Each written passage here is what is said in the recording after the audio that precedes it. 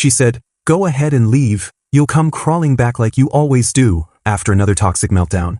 I replied, "Not this time." 3 months later, when she saw how much I'd changed, her confidence shattered completely. 3 years with Jenna had taught me to recognize the warning signs. The particular way her jaw tightened when she scrolled through my phone, the silence that stretched too long when I mentioned work, the accusatory questions disguised as casual conversation. I'd been a quality inspector at Brennan Manufacturing for 6 years, steady work that paid for my modest apartment and weekend fishing trips, but Jenna had a way of making everything feel insufficient, especially me. The laptop incident started like most of our fights, with her rifling through my work emails while I was in the shower, convinced she'd finally find proof of whatever betrayal she'd constructed that week. "Who the hell is Claire?" she screamed the moment I walked into the living room, my Dell laptop raised above her head like a weapon. 3 years I've wasted on you, and you're screwing around with some woman at work." I stood there dripping wet in just a towel, watching my $1,200 laptop hovering dangerously close to destruction. "Claire Henderson is my supervisor," I said carefully. "She's 52 years old, Jenna. Been married 30 years and has grandchildren." But logic had never been Jenna's strong suit during her episodes. "Oh, so now you're into older women? I saw the way you typed her name, all careful and respectful. You never type my name like that." The laptop came down with a sickening crack against the hardwood floor, sending plastic shards across the room and 3 years of work files into electronic oblivion. I stared at the wreckage, my spreadsheets, quality reports, photos from last year's fishing trip with my dad, all gone because Jenna had convinced herself that professional emails with a grandmother were evidence of an affair.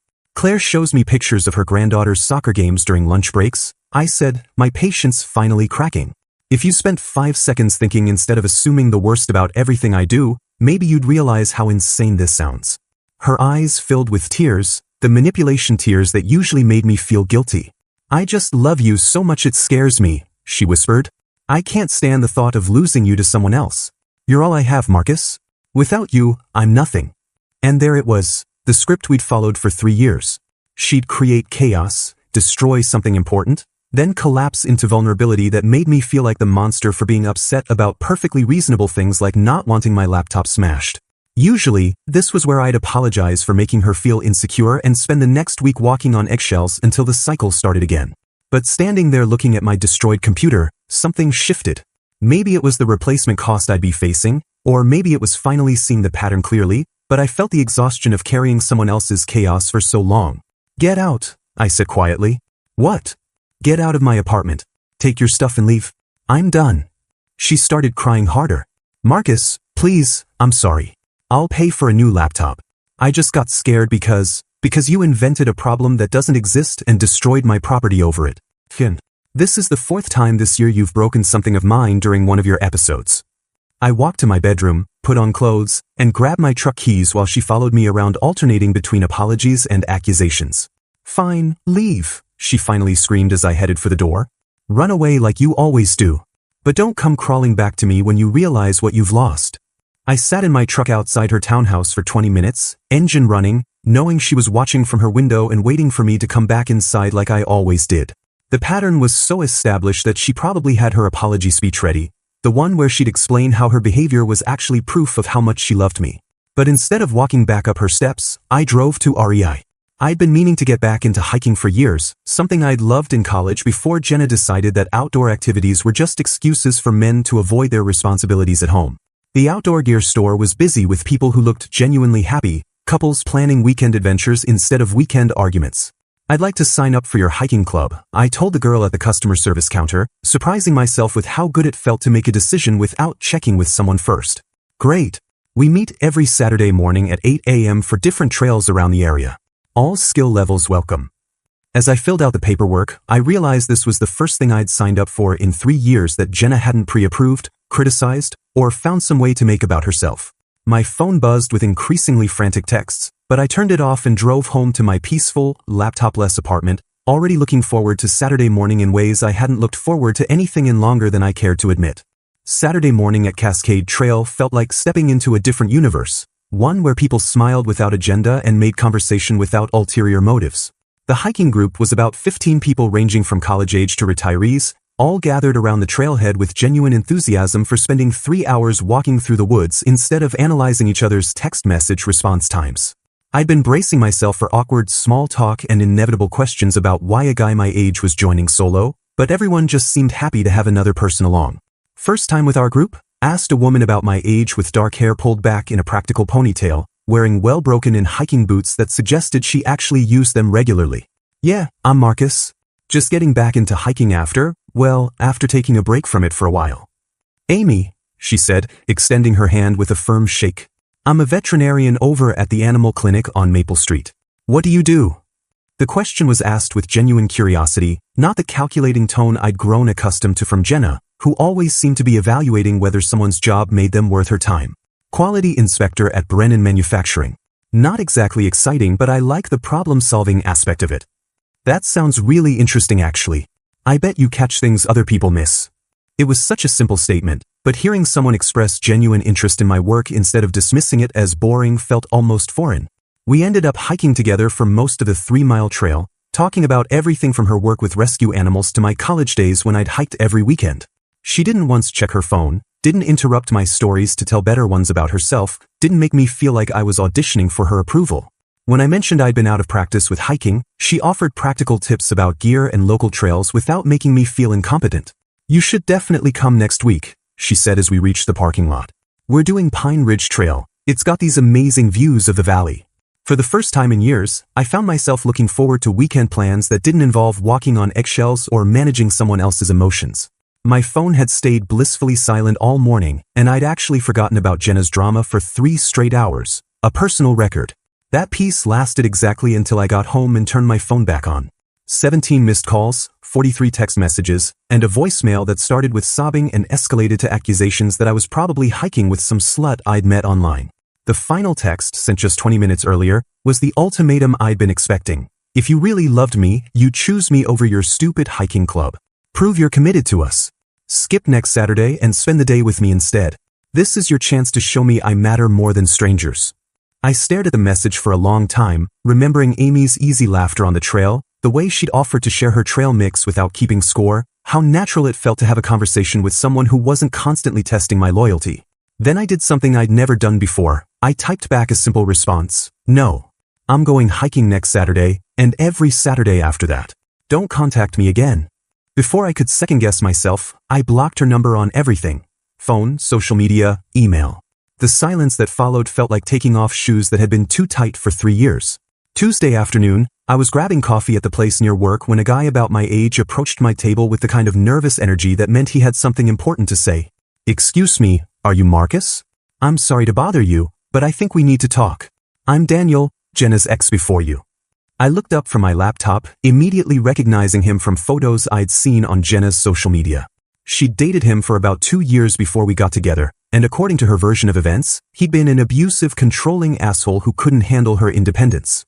She's been posting about you on her Instagram stories, Daniel continued, sitting down without invitation. Same patterns, same accusations, same victim narrative she used about me.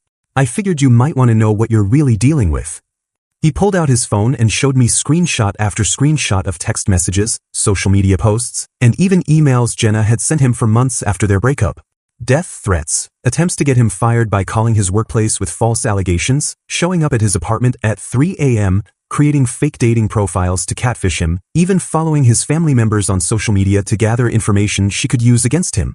She told me you were abusive, I said, studying the evidence. Yeah, that's her go-to story. I was abusive because I asked her to pay her own car insurance. Same way you'll be abusive for asking her to respect basic boundaries. Daniel showed me a folder on his phone labeled Jenna Evidence, dozens of screenshots, police reports from when he'd filed for harassment, witness statements from neighbors who'd seen her slashing his tires. She cycles through guys every 2 to 3 years. Gets them isolated, dependent, then when they try to leave, she goes scorched earth. I'm talking restraining orders, false police reports, trying to destroy your reputation with anyone who'll listen. The conversation lasted 2 hours, with Daniel walking me through her entire playbook, how she'd isolate me from friends, monitor my communications, create crises that required me to prove my love through increasingly unreasonable sacrifices. Every single pattern he described, I'd lived through. The good news is, if you stay strong and don't give her any reaction, she'll eventually move on to someone new. Took about 4 months for her to leave me alone completely, but only because I documented everything and threatened legal action. As I walked back to work, Daniel's warnings echoing in my head, I realized I'd unknowingly made the smartest decision of my life by blocking her immediately and joining that hiking club. My phone buzzed with a text from Amy. Looking forward to Pine Ridge Trail this Saturday. Weather's supposed to be perfect. I smiled, typing back, "Me too. Thanks for making me feel welcome." For the first time in 3 years, I was building something positive instead of just surviving something toxic. 2 weeks later, blocking Jenna's direct contact had given me a false sense of security. I'd forgotten how creative she could get when her primary manipulation channels were cut off. The first sign something was wrong came from my supervisor Claire, the same grandmother Jenna had convinced herself I was having an affair with. "Marcus, we need to talk," Claire said Monday morning, her usual warm demeanor replaced by professional concern. "I got a complaint about your conduct that I need to follow up on." I followed her into her office, genuinely confused about what workplace violation I could have possibly committed. "Someone called our HR hotline Friday claiming you've been making inappropriate comments about female employees and creating a hostile work environment. They said you've been bragging about manipulating women and showed them text messages as proof." The accusation was so absurd I almost laughed. "Claire, you know that's not true. I barely talk to anyone here except you and the guys on my inspection team." "I know, Marcus. Your work's been excellent and I've never seen you be anything but professional. But I have to investigate any formal complaint.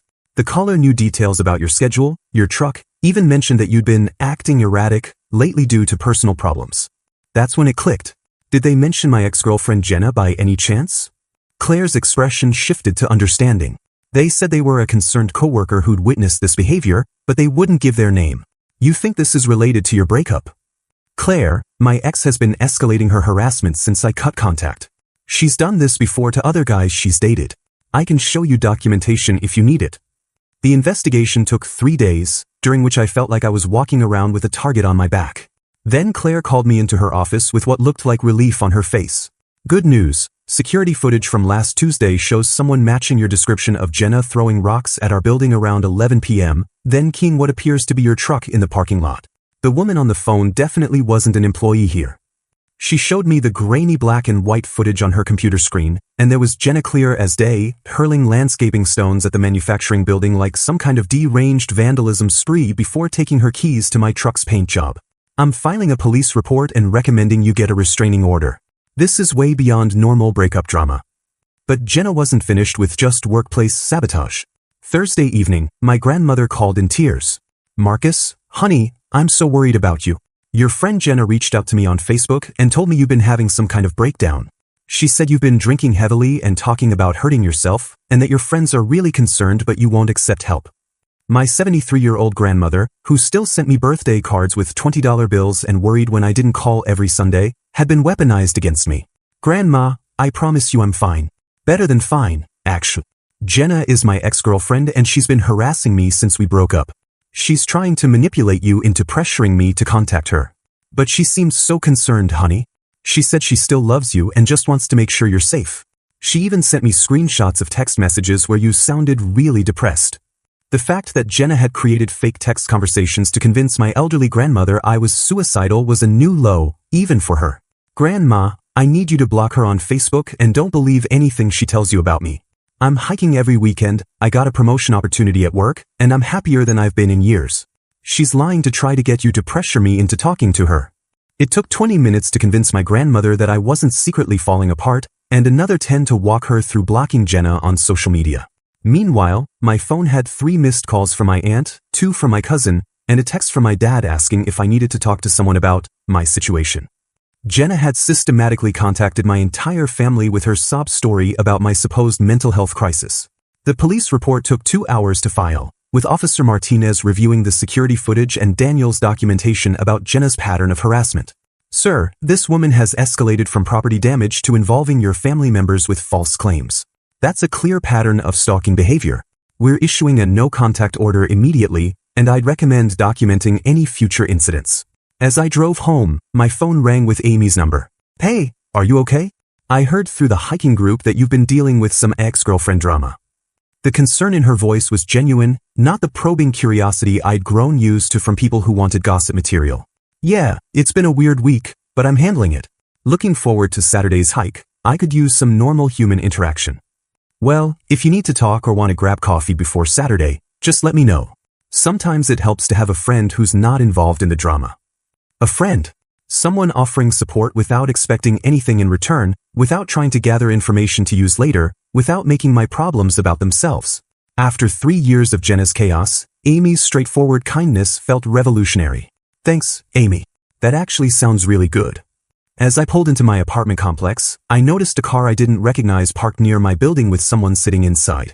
The paranoia Jenna had created made me circle the block twice before parking, but the car was gone when I came back around. Whether it was her or just my imagination, I was done letting her chaos control my peace of mind. I had security footage, police reports, and a support system of normal people who didn't create problems for entertainment. For the first time since the laptop incident, I felt like I was winning. 6 weeks of blissful silence from Jenna had lulled me into thinking the worst was over, that maybe the no-contact order and police involvement had finally convinced her to move on. I'd been hiking every Saturday with Amy, gotten back into a normal routine at work, and even started sleeping through the night without checking my locks twice. Then my phone rang at 7:30 a.m. on a Tuesday with a number I didn't recognize, and Jenna's voice shattered my peace. Marcus, thank God you answered. I've been trying to reach you for days, but you blocked me everywhere. We need to talk immediately. I'm pregnant. The words hit me like ice water, not because I believed her, but because I knew exactly what kind of nuclear manipulation she was launching. Jenna, we haven't been together in 6 weeks, and we always used protection. If you're actually pregnant, it's not mine. How can you say that? Of course it's yours. I haven't been with anyone else since we broke up. I'm 8 weeks along, Marcus. You can do the math. I could do the math, and it conveniently aligned with right before our final fight, but I'd learned enough about Jenna's tactics to know that convenient timing was her specialty. If you're really pregnant, I'll need to see medical documentation from a doctor. Ultrasound images, blood test results, something official. You don't trust me? Your own girlfriend, the mother of your child, and you don't trust me? Ex-girlfriend, and no, I don't trust you. You've lied about everything from your work schedule to your credit card payments. A pregnancy claim is going to require actual proof. The ultrasound images arrive 2 hours later via text from yet another unknown number. Grainy black and white photos that looked official enough at first glance, complete with medical facility headers and date stamps. For about 30 seconds, I felt that gut punch panic of unplanned parenthood with someone I never wanted to see again. Then I forwarded the images to my sister Rachel, who'd been a registered nurse at the Women's Health Clinic downtown for 7 years. Her response came back in less than 10 minutes. Marcus, these are literally stock photos from a medical website. I've seen these exact images in training materials. The facility header doesn't even match any real clinics in our area. I stared at my phone, caught between relief and absolute amazement at Jenna's willingness to fake a pregnancy with stolen medical images. Rachel, can you send me documentation proving these are fake? Already on it. I'm emailing you links to the original stock photo sources and a statement from my clinic director. Armed with proof of Jenna's deception, I called her back. I know the ultrasound images are fake, Jenna. My sister is a nurse and she identified them as stock photos from medical websites. This conversation is over. Your sister is lying because she doesn't want you to be happy. Those images are real, Marcus. I'm carrying your baby and you're abandoning us. I hung up and immediately called Officer Martinez to report the fake pregnancy claim and fraudulent medical documents. For 3 days, my phone stayed mercifully quiet. Then my grandmother called Thursday evening, and I could hear shouting in the background. Marcus, honey, there's a young woman at my front door screaming about being pregnant with your baby. She says you're refusing to take responsibility and she needs me to convince you to do the right thing. Grandma, absolutely do not let her in. Lock your doors and call 911 right now. That's my ex-girlfriend Jenna and she's violating a restraining order. She's not pregnant. She faked medical documents to try to manipulate me. But she seems so upset, honey. She's crying and saying you're going to abandon your own child. The 20-minute drive to my grandmother's house felt like an hour, with Jenna's escalating voice audible in the background every time my grandmother and I spoke. By the time I pulled into the driveway, 3 police cars were already there with Jenna handcuffed in the back of one. Officer Martinez walked over as I got out of my truck. She was trespassing on private property, harassing an elderly woman, and violating the existing no-contact order. When we told her she was under arrest, she claimed to be pregnant and started screaming that you were trying to make her lose the baby through stress. The pregnancy is fake, I said, handing him the documentation Rachel had prepared. My sister's a nurse and proved the ultrasound images were downloaded from medical websites. He reviewed the evidence with a grim expression. This is way beyond normal breakup drama, sir. making false pregnancy claims, fabricating medical documents, harassing elderly family members. She's looking at multiple charges. My grandmother emerged from her house looking shaken. Marcus, that poor girl seemed so convinced she was telling the truth. Are you absolutely sure she's not pregnant? Grandma, she faked the medical documents. She's been harassing me for 2 months with increasingly desperate lies. As the police cars pulled away with Jenna still claiming from the back seat that I was abandoning my unborn child, my grandmother shook her head in disbelief. In my day, people didn't lie about being pregnant just to manipulate someone. I spent an hour making sure my grandmother was okay and helping her change all her locks. As I drove home, I realized this arrest might finally be the wake-up call that convinced Jenna to move on, but somehow I doubted it. People who fake pregnancies don't usually develop sudden insight into appropriate boundaries. 2 weeks after Jenna's arrest, I was finally starting to believe that maybe jail time had shocked her into moving on with her life. The restraining order had been upgraded, she was facing multiple charges, and I hadn't heard a whisper about her from anyone in our mutual circles. Then my phone rang Thursday evening with Daniel's number, and I could hear exhaustion in his voice.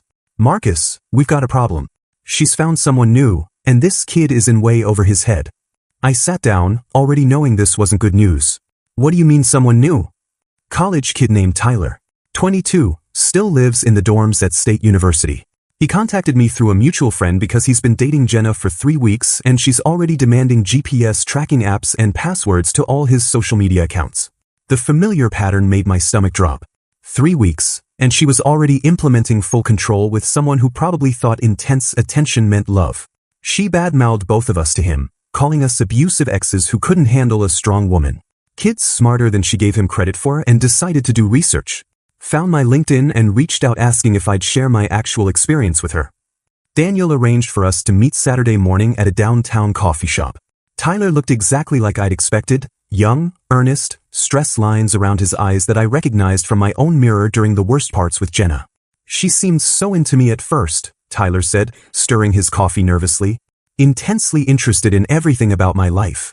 My class schedule, professors' names, where I hung out on campus. I thought it meant she really cared. When did the demands start? I asked, knowing the timeline would be depressingly familiar. Week 2. Said she'd been cheated on before and needed reassurance. Asked to see my text messages, then social media DMs, then wanted me to install an app that would let her track my location in real time. Daniel and I exchanged glances. The exact same progression. Start with reasonable sounding requests based on past trauma, then escalate to full surveillance when the victim was emotionally invested. I told her I wasn't comfortable with the tracking app, and she completely lost it. Started crying, saying I was just like all the other guys. Then she threatened to call my professors and tell them I was emotionally abusing her, maybe file a Title IX complaint with the university. The threat to involve his school was new, but the emotional manipulation was straight from her playbook. Tyler, has she mentioned any other ex-boyfriends besides me and Marcus? Daniel pulled out his phone. Yeah, actually. She's made references to a bunch of guys who couldn't handle her. Someone named Brett from college, a guy called Mike who she said tried to get her fired, and someone named Josh who she claimed stalked her after they broke up. We spent the next hour walking Tyler through our experiences while he shared disturbing details about their brief relationship. The pattern was almost clinical, love bombing for 2 weeks, followed by isolation tactics, surveillance demands, and threats when victims resisted. But the real revelation came when Daniel suggested creating a timeline. Tyler, do you know anyone else who might have dated her? My roommate's friend Alex dated her about 2 years ago. Said she was crazy possessive and tried to get him kicked out of his apartment by calling his landlord with false complaints. And there's this guy Brett who works at the coffee shop near campus. He warned me to stay away from her when he saw us together. Daniel opened a spreadsheet and started entering names and dates. As the timeline took shape, a disturbing pattern emerged that went beyond what either of us had realized. Marcus, look at this. She's been cycling through guys for at least 7 years. Brett from 2018 to 2020, then Alex from 2021 to early 2023, then you from mid-2023 to early 2024, then me until a few months ago, and now Tyler. Each relationship lasted between 2 and 4 years, with brief overlap periods where she was apparently lining up her next victim before discarding the current one. Even more disturbing, Daniel's research showed that at least 3 previous boyfriends had gotten restraining orders, and one had to transfer colleges to escape her harassment. This isn't random relationship drama, I said, studying the timeline.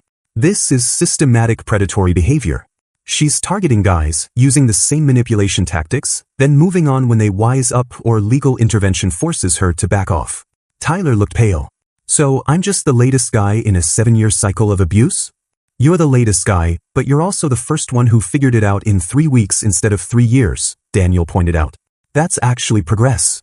We documented everything. Tyler's experiences, contact information for other victims, and a comprehensive breakdown of her tactics. By the time we left, we had enough evidence to write a psychology textbook on predatory relationship patterns. Tyler, you need to cut all contact immediately, I advised as we walked to our cars. Block her on everything, document any contact attempts, and be prepared for escalation when she realizes you're not playing along. What if she follows through on her threats about my professors? Show them this documentation and explain you're being harassed by someone with a documented history of false accusations against multiple ex-boyfriends. Universities deal with this more often than you'd think. As I drove home, I felt validation and disgust. Validation because Tyler's experience proved my relationship with Jenna hadn't been normal problems. It had been systematic abuse. Disgust because she'd been doing this for 7 years, perfecting her techniques and leaving a trail of damaged men in her wake. The scariest part was realizing how close I'd come to being trapped for years instead of months. If I hadn't joined that hiking club and met Amy, if I hadn't had Daniel's warning, I might have ended up like Brett or Alex, years of my life wasted on someone who saw me as nothing more than a resource to be exploited until something better came along. 4 months after the laptop incident, Amy and I had settled into the kind of easy rhythm I'd never thought possible. We'd been officially dating for 2 months, spending Saturdays hiking different trails, and I'd started keeping a toothbrush at her apartment without any dramatic conversations about what it meant. She made me feel like the best version of myself, someone worth listening to, someone whose opinions mattered, someone who deserved basic respect and kindness. We were grocery shopping at Kroger on Saturday afternoon, debating homemade pizza versus something simple for dinner, when I spotted them in the produce section. Jenna was standing next to Tyler, who looked even more stressed than at our coffee shop meeting, examining apples with the kind of intensity that suggested she was micromanaging his fruit selection. That's her, isn't it? Amy asked quietly, following my gaze. Yeah, that's Jenna. And the kid she's with is Tyler, the college student Daniel and I were trying to help. Should we leave? No, I said, surprising myself with how calm I felt. I'm not running away from buying groceries because my toxic ex-girlfriend happens to be here. We continued shopping, but I could feel Jenna watching us. Amy seemed completely unbothered, chatting about weekend plans and laughing at my terrible jokes like we were the only people in the building. When we ended up in the same aisle, the pasta section, ironically, Jenna made her move. Marcus, what a surprise seeing you here, she said in that artificially bright voice she used when performing normalcy for an audience. And you must be Amy. I'm Jenna, Marcus's ex-girlfriend. The introduction was designed to establish territorial claims and make Amy uncomfortable, but Amy just smiled politely. Nice to meet you, Jenna. Marcus has mentioned you. I hope he didn't say anything too terrible about me, Jenna laughed, glancing at Tyler for support. You know how men can exaggerate when relationships don't work out. Actually, he's been very respectful when your name comes up, Amy replied evenly. Mostly he just seems grateful that you two figured out you weren't compatible before things got more serious. The comment was perfectly calibrated, acknowledging our relationship had existed while making clear Amy didn't see Jenna as any threat. Jenna's smile became strained. Well, we were together for 3 years. That's pretty serious by most people's standards. But I suppose some people have different ideas about commitment. 3 years is definitely significant time, Amy agreed. I'm sure you learned a lot about what you want in a partner. That's valuable experience for your future relationships. She gestured toward Tyler. Tyler, right? Marcus mentioned you're studying at State University. What's your major? Tyler looked surprised to be addressed directly and kindly. Business administration. Hoping to focus on marketing. That's wonderful. My brother graduated from State's business program. Really solid reputation. Amy's genuine interest in Tyler as a person, rather than as Jenna's accessory, clearly rattled Jenna's control of the situation. Tyler's been so busy with school lately, Jenna interjected, wrapping her arm around him possessively. Sometimes I barely see him because he's always studying or hanging out with his guy friends. The comment was designed to make Tyler feel guilty for having a life outside their relationship. Having good friendships and focusing on school sounds like healthy priorities, Amy said warmly to Tyler. College years go by so fast, it's important to make the most of them. Other shoppers had started noticing our conversation, probably sensing the tension. Amy, could I talk to you for a minute? I asked, taking her hand. There's something I've been meaning to ask you. I led her a few steps away to the Apple display, my heart racing with a decision that felt completely right and completely spontaneous. Amy Chin, I said, getting down on one knee right there in the produce section, will you marry me? Will you build a life with someone who thinks you're amazing exactly as you are? Her face lit up with genuine surprise and joy. Yes. Of course, yes. The small crowd that had gathered started applauding, including Tyler, who was clapping with what looked like genuine happiness. Someone nearby was filming with their phone, capturing Amy's laughter and my probably terrible grocery store proposal. Jenna stood frozen, watching her ex-boyfriend get engaged to someone else while her current boyfriend looked more excited about our engagement than anything involving her. "Oh my God," said a woman near the organic vegetables, loud enough for everyone to hear. "Isn't that the girl from the Facebook group? The one who stalks her ex-boyfriends?" I saw Jenna's face go pale as other shoppers started looking at her with recognition. "Yeah, that's definitely her," confirmed another woman, pulling out her phone. "My friend's cousin dated her. She's crazy." The crowd's attention had shifted from celebrating our engagement to identifying Jenna as a local cautionary tale. Jenna grabbed Tyler's arm and practically dragged him toward the exit, but not before I heard her hissing at him about how this was all some elaborate scheme to humiliate her. "Marcus," Amy said, still wearing the ring and smiling at the well-wishers, "I think we just won the breakup." As we walked to check out with our groceries and congratulations from strangers, I realized that the best revenge against someone who tried to make me feel worthless was simply building something beautiful with someone who deserved it. 6 months later, Amy and I were planning our wedding when local journalist Sarah Williams reached out about a documentary she was producing on relationship abuse patterns in small communities. Daniel had connected her with our group after she'd interviewed him about a related story, and she was fascinated by the systematic nature of Jenna's behavior across multiple victims. What started as a piece about one problematic relationship turned into something much bigger when I realized this woman had been cycling through men for nearly a decade, Sarah explained during our interview. "You, Daniel, Tyler, and 3 other men I've tracked down all experienced identical manipulation tactics. This isn't random, it's predatory behavior that needs to be documented." The documentary, titled The Pattern, aired on the local PBS station and was picked up by several domestic violence awareness organizations. Sarah had done incredible work tracking down Brett, Alex, and even Josh, Jenna's ex from college, each of whom shared eerily similar stories of emotional manipulation, financial exploitation, and escalating harassment when they tried to leave. Tyler had become an unexpected advocate, speaking passionately about how recognizing the pattern early had saved him from years of abuse. "I was 3 weeks into what could have been a 3-year nightmare," he said in his interview. "If Marcus and Daniel hadn't reached out, I'd probably still be installing tracking apps and apologizing for having friends." The documentary's impact was immediate and devastating for Jenna. Her dental practice, already struggling with her frequent absences due to court dates, received multiple calls from patients who recognized her from the program. Her supervisor called her in for a meeting about maintaining professional standards and placed her on unpaid leave pending review. But the most surprising development came from an unexpected source, Jenna's own family. Her sister called me 2 weeks after the documentary aired, introducing herself as Lisa and asking if we could meet. "I had no idea how bad this had gotten," Lisa said over coffee, looking exhausted and embarrassed. "Jenna always told us that her ex-boyfriends were abusive or crazy, that she was the victim in these situations. Seeing all of you men tell basically the same story, and seeing the evidence you documented, it made us realize we'd been enabling her behavior for years." Lisa explained that their parents had immediately confronted Jenna with an ultimatum: get professional help or lose family support entirely. She's in therapy now, real therapy, not just someone she can manipulate. And she's had to acknowledge what she did to all of you. The therapist said this kind of systematic behavior doesn't just happen, it's learned and reinforced over time. "How is she handling that?" I asked, genuinely curious despite everything. "Not well. She's lost most of her friends, her job situation is precarious, and she's having to confront the fact that she's hurt a lot of people. But for the first time, she's not blaming everyone else for her problems." 3 months later, Amy and I got married in a small ceremony at Cascade Trail, the same place where I'd first found my footing after leaving Jenna.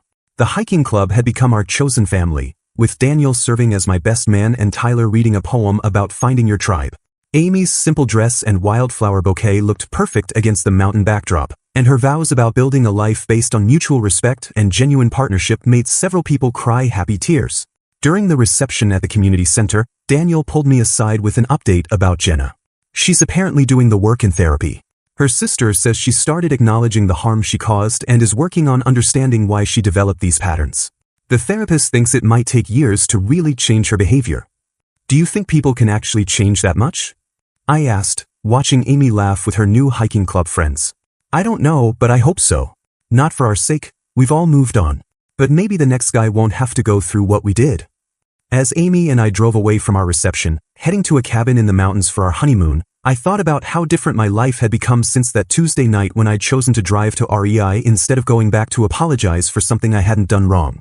The woman sitting next to me, wearing her simple wedding dress and hiking boots, represented everything I'd learned about healthy relationships: partnership instead of ownership, support instead of control, love that built you up instead of tearing you down.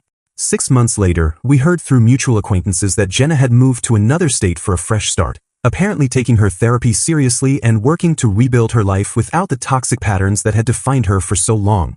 I genuinely hoped she'd found peace and learned to form healthy relationships, but mostly I was grateful that her chaos was no longer my problem to solve. Tyler had transferred to a better university and was thriving academically and socially. Daniel had started dating someone new, a teacher who appreciated his straightforward honesty about his past experiences. And Amy and I had bought a house with a big backyard for the dog we were planning to adopt, still hiking every Saturday and building the kind of quiet, stable life that I'd once thought was boring but now recognized as precious. Sometimes the best revenge isn't revenge at all. It's simply refusing to let someone else's dysfunction define your future and choosing to build something better with people who deserve your best self.